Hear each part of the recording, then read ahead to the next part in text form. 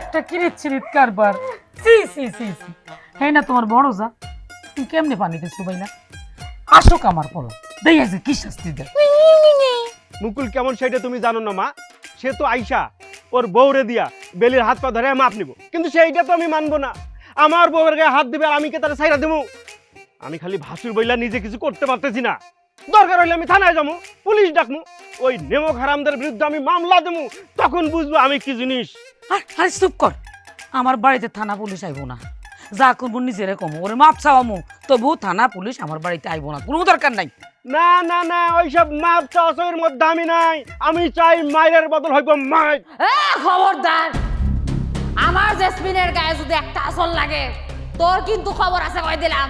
তোর জিব্বা আমি চান্না ছিঁড়া ফেলাই দিব। তোর বউ অন্যায় করছে, শাস্তি দিছি, উচিত শিক্ষা হয়েছে।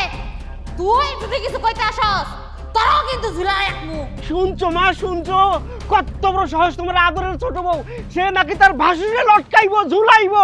মনটাই তো চাইতেছে তার আমি চেলা কাট দিয়ে। খবরদার, কথা কবি না, এগুলো তো আমার বৌমার কথা না।